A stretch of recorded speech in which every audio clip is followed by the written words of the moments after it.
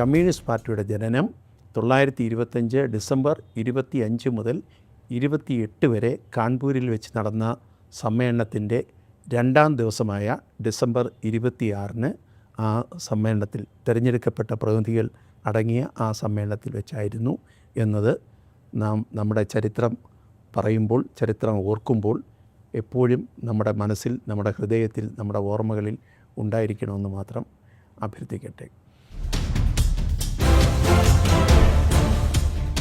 ഈ പതാക നമ്മുടെ എല്ലാം അഭിമാന പതാകയാണ്. ഈ പതാക നാടിൻ്റെ പോരാട്ട പതാകയാണ്. ഈ പതാക തീർച്ചയായിട്ടും ശുഭാപ്തി മൊത്തത്തിൻ്റെ പതാകയാണ്. എല്ലാ പ്രതിബന്ധങ്ങളെയും തട്ടിമാറ്റിക്കൊണ്ട് കമ്മ്യൂണിസ്റ്റുകാർ അവരുടെ രക്തപതാക ലക്ഷങ്ങൾ ഏതൊരു കുടിക്ക് വേണ്ടിയാണോ ജീവൻ വെടിഞ്ഞത് ആ പതാക ഉയർത്തുകയാണ്.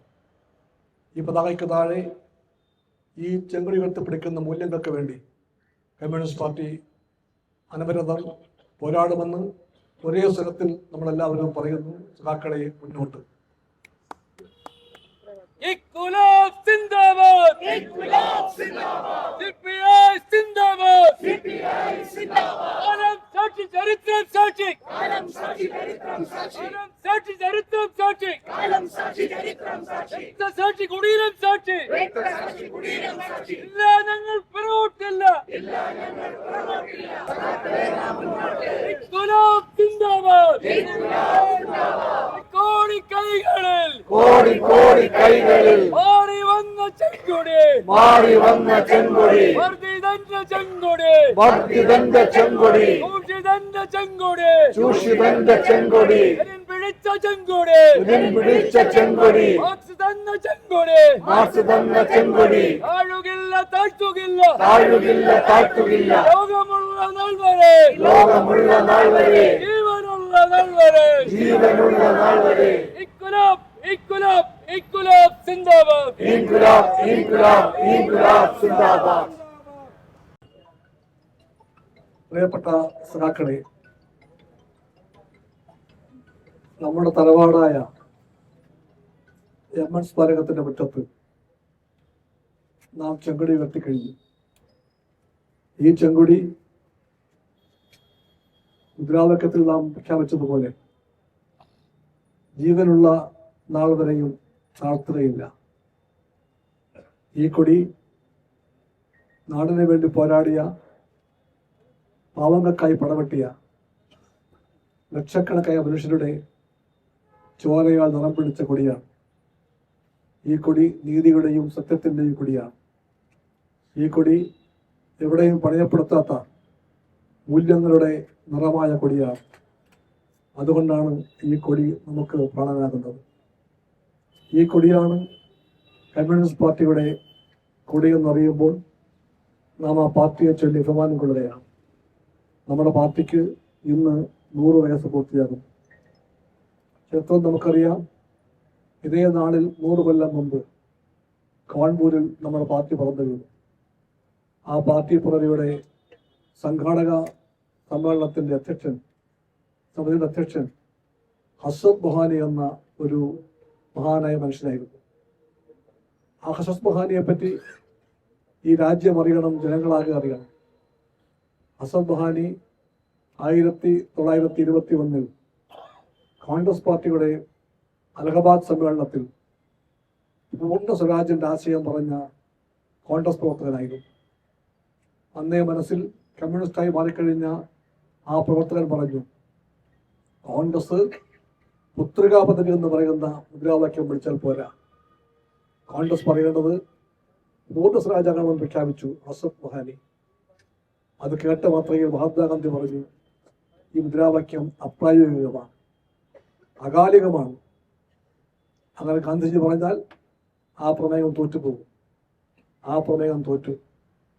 പൂർണ്ണ സ്വരാജിന്റെ മുദ്രാവാക്യം ഉയർത്തി തോറ്റുപോയ ആ ഹസത്ത് ബൊഹാനി വാസ്തവത്തിൽ തോറ്റില്ല. അദ്ദേഹം 4 കൊല്ലം കഴിയുമ്പോൾ കാൺപൂരിൽ കമ്മ്യൂണിസ്റ്റ് പാർട്ടിയുടെ രൂപീകരണത്തിന്റെ സമ്മേളനത്തിന്റെ സംഘാടക സമിതി അധ്യക്ഷനായിട്ട് പ്രവർത്തിച്ചു. അവിടെ വെച്ച് കമ്മ്യൂണിസ്റ്റ് പാർട്ടി പറഞ്ഞു, ഈ പാർട്ടിയാണ് ഇന്ത്യയുടെ കാതിൽ ആദ്യമായി ഔപചാരികമായി തന്നെ അത് വിളിച്ചു പറഞ്ഞത് പൂർണ്ണ സ്വരാജ്. അതിൽ കുറഞ്ഞ ഒന്നുകൊണ്ടും ഈ നാട് തൃപ്തിപ്പെടാൻ പോകുന്നില്ല എന്ന് കമ്മ്യൂണിസ്റ്റ് പാർട്ടി പറഞ്ഞു. ഇതാണ് കമ്മ്യൂണിസ്റ്റ് പാർട്ടി. നാടിൻ്റെ എല്ലാ ചരിത്രഘട്ടങ്ങളിലും ഏറ്റവും നിർണായകമായ ആശയങ്ങളും മുദ്രാവാക്യവും പറഞ്ഞ കൊടി ഈ കൊടിയാണ്. അത് പൂർണ്ണ സ്വരാജാകട്ടെ, പാവപ്പെട്ടവരുടെ അവകാശങ്ങളാകട്ടെ, എല്ലാ കാര്യങ്ങളിലും ഈ കൊടിയാണ് ഈ നാടിൻ്റെ മുമ്പിൽ ആദ്യമായിട്ട് സത്യത്തിൻ്റെ ആശയങ്ങൾ വഴി കാണിച്ചു കൊടുക്കുന്നത് നാം എന്നും ഒറ്റത്തോടെ പറയുന്നു. ആ കൊടിക്ക് താഴെ നാം മുന്നേറുകയാണ്. മുന്നേറ്റ പാതയിൽ കമ്മ്യൂണിസ്റ്റ് പാർട്ടിക്ക് ഉയർച്ചയുണ്ടാകും, താഴ്ചയുണ്ടാകും. ഉയർച്ചയും താഴ്ചയും വരുമ്പോഴെല്ലാം ഈ കൊടി നമ്മൾ നെഞ്ചോട് ചേർത്ത് പിടിച്ചു. ഈ കൊടിക്ക് മുട്ടുകൊത്താൻ അറിയില്ല. ഈ കൊടിക്ക് മുന്നോട്ട് പോകാനേ അറിയും. ഈ പാർട്ടിയും അതുകൊണ്ട് എവിടെയും മുട്ടുകൊത്തില്ല, എവിടെയും പ്രതിനിധിത്വമില്ല. കമ്മ്യൂണിസ്റ്റ് പാർട്ടിക്ക് വിജയവും പരാജയവും ഉണ്ടായിട്ടുണ്ട്. പരാജയപ്പെട്ടാൽ കമ്മ്യൂണിസ്റ്റുകാർ എല്ലാം തകർന്നുവെന്ന് പറഞ്ഞുകൊണ്ട് പിന്തിരിഞ്ഞോടില്ല. വിജയിക്കുമ്പോൾ കമ്മ്യൂണിസ്റ്റുകാർ വിജയിച്ചു വന്ന അഹങ്കാരത്തോടു കൂടി തലമറന്ന് എണ്ണ തേക്കില്ല. കമ്മ്യൂണിസ്റ്റ് പാർട്ടിക്ക് എന്തും അറിയാം, ഈ പാർട്ടിയുടെ പുറകിൽ ജനങ്ങളുണ്ട്. കമ്മ്യൂണിസ്റ്റ് പാർട്ടി ആത്യന്തികമായി ആരുടെ പാർട്ടിയാണ്? ജനങ്ങളുടെ പാർട്ടിയാണ്. ഒന്നിൻ്റെയും മുമ്പിൽ നാം തലകുനിക്കില്ല, പക്ഷേ നാം ജനതയ്ക്ക് മുമ്പിൽ തലകുനിക്കും. നമുക്കറിയാം അവരാണ് വലിയവർ. ആ ജനങ്ങളെ വലിയവരായി കണ്ടുകൊണ്ട് മുന്നോട്ട് പോകാൻ കമ്മ്യൂണിസ്റ്റ് പാർട്ടി ശ്രമിക്കുമെന്നും ആ ശ്രമത്തിൽ കമ്മ്യൂണിസ്റ്റ് പാർട്ടി വിജയം വരിക്കുമെന്നും നാം പ്രഖ്യാപിക്കുകയാണ് ഈ ദിനത്തിൽ. ഇന്ത്യയിലെമ്പാടും കഴിഞ്ഞൊരു കൊല്ലം നടക്കുന്ന ആഘോഷങ്ങൾക്ക് ഔപചാരികമായി സമാപനം ഉണ്ടാകുന്നത് ഇന്നല്ല, അത് കമ്മത്ത് വെച്ചായിരിക്കും. ജനുവരി മാസം 18-ാം തീയതി കമ്മത്ത് 1,00,000 പേർ പങ്കെടുക്കുന്ന ഒരു പടകുത്തുകാരിയായിരിക്കും അതിൻ്റെ സമാപനം കുറിക്കുന്ന മഹത്തായ ചടങ്ങ്. ഇന്ന് ഡൽഹിയിലും കാൺപൂരിലും എന്ന് വേണ്ട ഇന്ത്യയിലെമ്പാടും പാർട്ടി ഓഫീസുകളിൽ സഖാക്കൾ പതാക ഉയർത്തി ഈ പ്രതിജ്ഞ പുതുക്കിക്കൊണ്ട് മുന്നോട്ട് പോകും. കേരളത്തിൽ കമ്മ്യൂണിസ്റ്റ് പാർട്ടിക്ക് അറിയാം ഇന്നത്തെ രാഷ്ട്രീയ കലാപത്തിയുടെ എല്ലാ യാഥാർത്ഥ്യങ്ങളും. അതെല്ലാം എണ്ണി പറഞ്ഞുകൊണ്ടും പ്രവചിച്ചുകൊണ്ടും പോകാൻ ഇപ്പോൾ ഞാൻ ശ്രമിക്കുന്നില്ല. പക്ഷേ പാർട്ടിക്ക് അത് ബോധ്യമുണ്ട്. ഇപ്പോൾ കഴിഞ്ഞ തെരഞ്ഞെടുപ്പിൽ നമ്മുടെ പാർട്ടിക്ക്, നമ്മുടെ LDF-ന് താൽക്കാലികമായ ഒരു തിരിച്ചടി ഉണ്ടായിട്ടുണ്ട്. ആ തിരിച്ചടിയെപ്പറ്റി നാം പറയും താൽക്കാലികമാണ്. അതിൻ്റെ പാഠങ്ങൾ നാം പഠിക്കും. അതാണ് കമ്മ്യൂണിസ്റ്റ് വഴി. വീഴ്ചയുണ്ടായാൽ നാം പറയും അത് വീഴ്ചയാണെന്ന്. പരാജയപ്പെട്ടാൽ നാം പ്രഖ്യാപിക്കും അത് പരാജയമാണെന്ന്. അല്ലാതെ വാക്സാമർത്ഥ്യം കൊണ്ടോ കണക്ക് നിരത്തിക്കൊണ്ടോ നാം പരാജയത്തെ വിജയമായി വ്യാഖ്യാനിക്കാൻ വരില്ല. പക്ഷേ നമുക്കെല്ലാവർക്കും തീർച്ചയായിട്ടും അറിയാം, ജനങ്ങൾ നമ്മോട് പറയുന്നു ചില തിരുത്തലുകൾ വേണമെന്ന്. ആ തിരുത്തലിന് വേണ്ടി കമ്മ്യൂണിസ്റ്റ് പാർട്ടി സജ്ജമാകും. LDF-നോട് കമ്മ്യൂണിസ്റ്റ് പാർട്ടി സജ്ജമാകാൻ വേണ്ടി ആവശ്യപ്പെടും. അങ്ങനെ പാഴച്ചുകൾ തിരുത്തി, കുറവുകൾ നികത്തി, എല്ലാ പഴുതും അടച്ചുകൊണ്ട് LDF മുന്നോട്ട് പോകും. LDF ആയിരിക്കും നാളത്തെ കേരളത്തിന്റെ ഭാവിയെന്ന് നാം ഉറപ്പിച്ച് വിശ്വസിക്കുന്നു. അതുകൊണ്ട് ഏതാനും മാസം കഴിഞ്ഞ് വരാനിരിക്കുന്ന തിരഞ്ഞെടുപ്പിൽ LDF-നെയും കമ്മ്യൂണിസ്റ്റ് പാർട്ടിയെയും വിജയിപ്പിക്കാനുള്ള പ്രവർത്തനങ്ങളിൽ നമുക്കെല്ലാം നമ്മുടെ എല്ലാ പങ്കും നിറവേറ്റേണ്ടതുണ്ട്. കമ്മ്യൂണിസ്റ്റുകാർക്ക് വിശ്രമിക്കാൻ അവകാശമില്ല, നാം പിന്നോട്ട് പോവുകയുമില്ല. അതുകൊണ്ട് വിശ്രമം മാറ്റിവെച്ചുകൊണ്ട്, അപങ്കുരം ജനതയെ വലിയതായി കണ്ടുകൊണ്ട്, അവർക്കിടയിൽ ജനത്തിലെ മത്സ്യം പോലെ ജീവിച്ചുകൊണ്ട് നാം മുന്നോട്ട് പോകുമെന്നും നാം വിജയം വരിക്കുമെന്നും പ്രഖ്യാപിച്ചുകൊണ്ട് നമുക്ക് നമ്മുടെ പാർട്ടിയുടെ 100-ാം വാർഷികത്തിൽ പ്രതിജ്ഞ പുതുക്കാം എന്ന് മാത്രം പറഞ്ഞ് ഞാൻ ചുരുക്കട്ടെ. സഖാക്കളെ മുന്നോട്ട്. ലാൽ സലാം.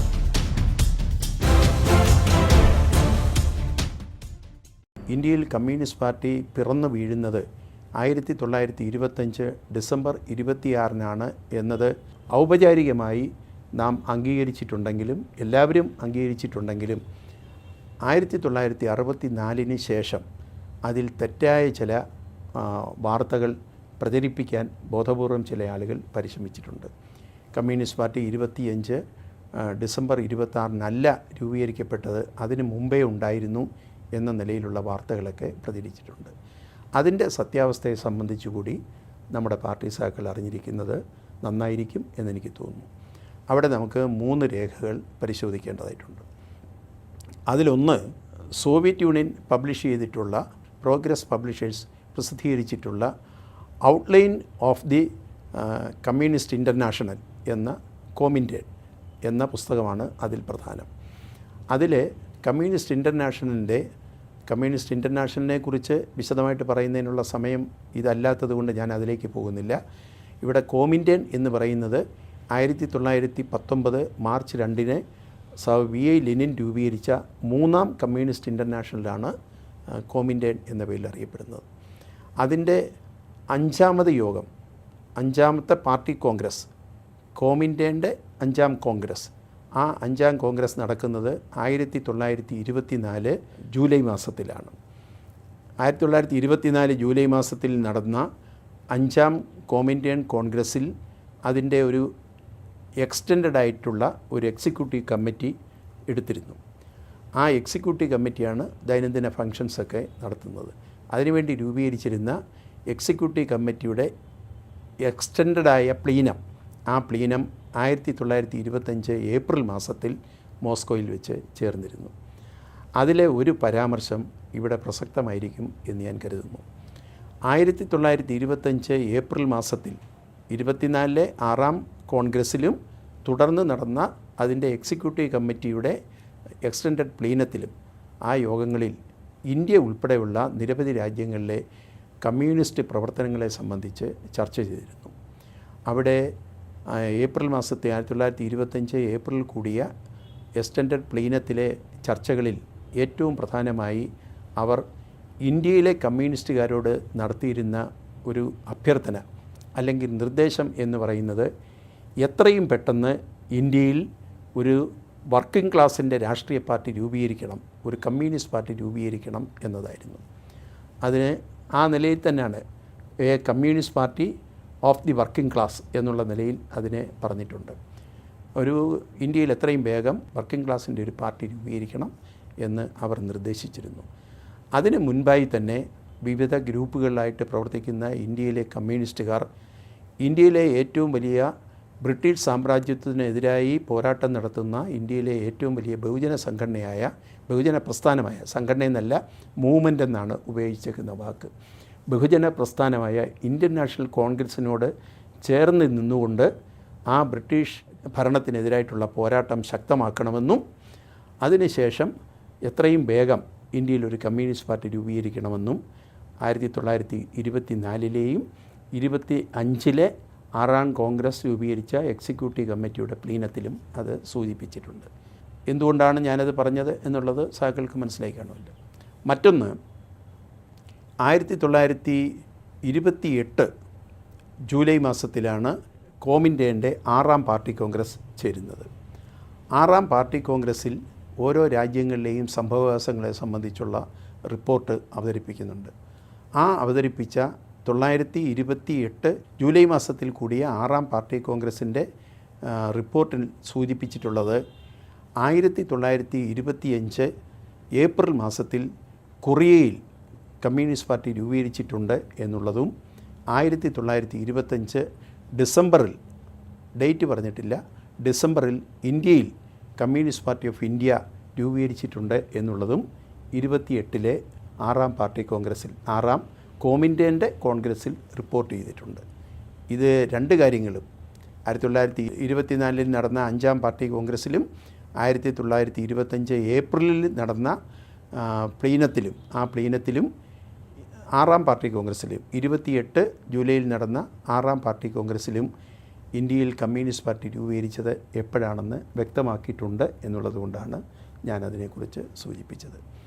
മൂന്നാമതൊരു ഡോക്യുമെൻ്റ് കൂടി ചർച്ച ചെയ്യുന്നത് നന്നായിരിക്കും എന്ന് ഞാൻ പറഞ്ഞത് 1959 ഓഗസ്റ്റ് മാസം 19-ാം തീയതി കമ്മ്യൂണിസ്റ്റ് പാർട്ടിയുടെ സെൻട്രൽ സെക്രട്ടേറിയറ്റിൻ്റെ യോഗം സർ BT രണദിവയുടെ അധ്യക്ഷതയിൽ ഡൽഹിയിൽ വെച്ച് കൂടിയിരുന്നു. ആ 19-ാം തീയതി കൂടിയ യോഗത്തിൽ ചർച്ച ചെയ്ത രേഖകളിൽ ഒരെണ്ണം ഇന്തോനേഷ്യൻ കമ്മ്യൂണിസ്റ്റ് പാർട്ടി ഇന്ത്യയിലെ കമ്മ്യൂണിസ്റ്റ് പാർട്ടിക്ക് നൽകിയ ഒരു കത്തായിരുന്നു. ആ കത്തിൽ ഇന്ത്യയിൽ കമ്മ്യൂണിസ്റ്റ് പാർട്ടി ഔപചാരികമായി നിലവിൽ വന്നതിനെ സംബന്ധിച്ച് ഇന്തോനേഷ്യൻ പാർട്ടിക്ക് ഒരു അറിയിപ്പ് നൽകണം, അതിൻ്റെ കൃത്യമായ ഒരു തീയതിയെ സംബന്ധിച്ചൊക്കെയുള്ള ഒരു വിവരം നൽകണം എന്ന് ഇന്തോനേഷ്യൻ പാർട്ടി ഇന്ത്യയിലെ പാർട്ടിയോട് ആവശ്യപ്പെട്ടിരുന്നു. സോ BTRൻ്റെ അധ്യക്ഷതയിൽ കൂടിയ സെൻട്രൽ സെക്രട്ടേറിയറ്റ് ആ ഇന്തോനേഷ്യൻ പാർട്ടിയുടെ കത്ത് ചർച്ച ചെയ്തിരുന്നു.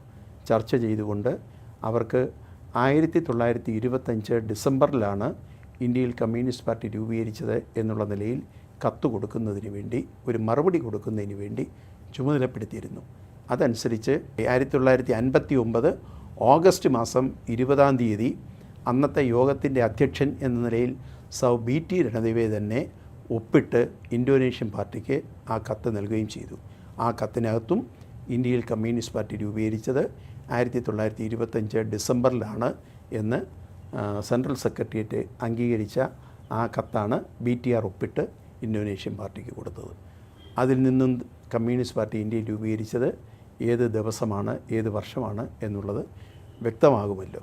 അതുകൊണ്ടാണ് ഞാൻ ആ 3 ഡോക്യുമെൻറ്റും 24-ലെ കോമിൻ്റെൻ്റെ 5-ാം കോൺഗ്രസ്, 28-ലെ കോമിൻ്റെൻ്റെ 6-ാം കോൺഗ്രസ്, 1959 ഓഗസ്റ്റ് 19 കൂടിയ സെൻട്രൽ സെക്രട്ടേറിയറ്റിൻ്റെ കത്ത്, ഇത് 3 സാക്കളുടെ അറിവിന് വേണ്ടി പറഞ്ഞത് ഈ ഒരു സാഹചര്യത്തിലാണ്.